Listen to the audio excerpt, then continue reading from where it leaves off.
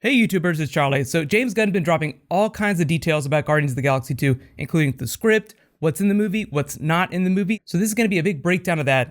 I've also got details at the end of the video about the new weekly DC and Marvel giveaways that I'm going to be doing all summer long. Yay, everybody loves free stuff.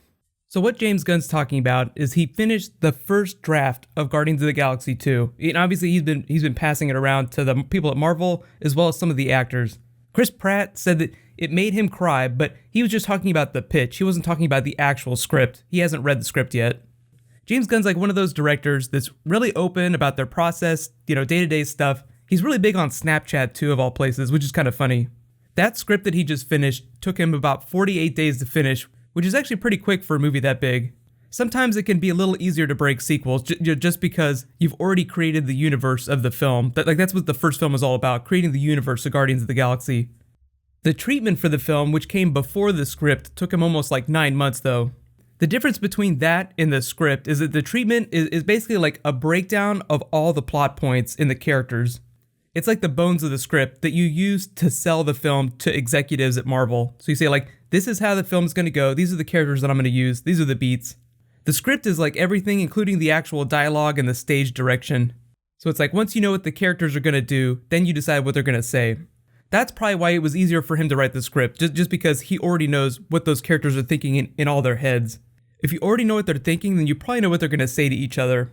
So the first really awesome thing, James Gunn is not beholden to the same tie-ins as the other Marvel films are, meaning that there isn't a lot of stuff that Marvel stuffs into Guardians of the Galaxy 2.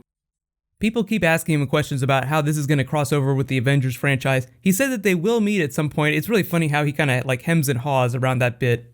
It's like, yes, everyone understands where this is headed. Infinity War, giant universe-spanning consequences. At some point, the Avengers will be in outer space, or the Guardians will come to Earth and they'll cross over. Logically, you think the Avengers will go to outer space. I think that'd be more spectacular than the Guardians coming to Earth. Although at some point, you think that Peter Quill would return to Earth, but before that, he has to find his father, and that's what this film is all about.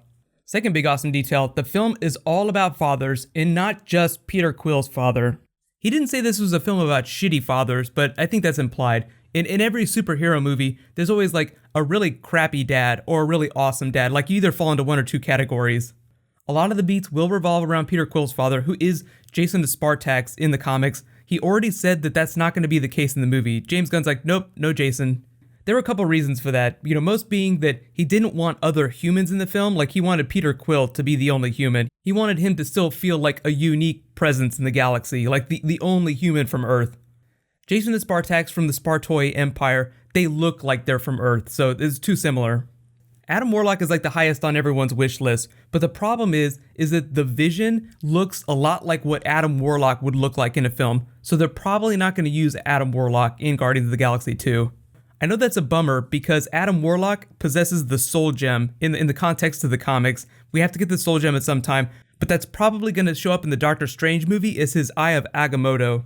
They did the same thing with Vision and the Mind Gem, so it's like, they're kind of mixing and matching gems from the comics and stuff with the movies, so expect some changes to the Soul Gem whenever it shows up. Just remember that when Peter Quill's mother died in the first film, she said that he seemed like an angel that came down. I think the crazy twist would be if the Collector was his father.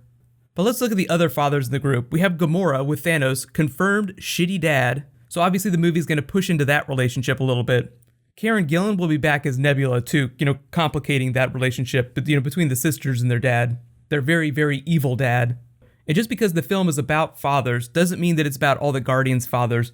Remember, Drax the Destroyer's family was killed by Ronan the Accuser.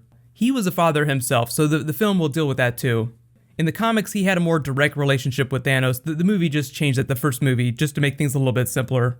Other big shocking twist, he didn't reveal what Groot was going to look like at the beginning of the film. Remember, the last time we saw him, he was dancing baby Groot. So radical idea here, the Groot that's in the potted plant, like the little dancing baby Groot, that could be son of Groot. So Rocket could now be like the surrogate father of Groot, or Groot number 2, however you want to think about it. If that's the case, it'd be a big change from the comics. Groot has the ability to regrow himself from like the smallest bit of genetic material. He gets blown up all the time. When he does, Rocket sticks a little bit of him in a potted plant, pours some water on it, and he regrows himself. but it's the same Groot. So like when he completely regrows himself, it's not like his brain patterns change or anything like that. It seems like based on what he's saying, the Groot that we meet in the next film will be the descendant of the Groot from the first film. Even if that's the case, Vin Diesel will still voice the character. It's not like he's leaving or anything like that. I just really like the idea of Rocket becoming father of Groot. Next really big detail, there will be a new character joining the Guardians of the Galaxy team, like a new Guardian. Like I said, Peter Quill, gonna be the only human from Earth in the film. So the new character that becomes a Guardian, joins the Guardians team, will be someone from outer space.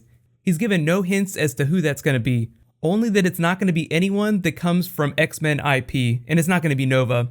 He did joke and say that the Thanos copter was the new Guardian. As much as that's a joke, we could see an Easter egg for the Thanos copter in the film. And just in case it hasn't been said before too, this film isn't going to be like a direct prequel to Avengers Infinity War just because it comes so close to that film. In terms of the Marvel Cinematic Universe, it's the most standalone franchise that they have because it has been so successful. If it had not made so much money, I think that would not be the case.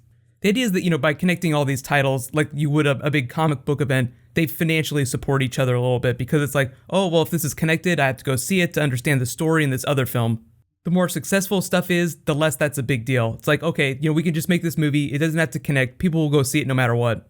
Age of Ultron is like the stark contrast to that. It set up all the Phase 3 movies.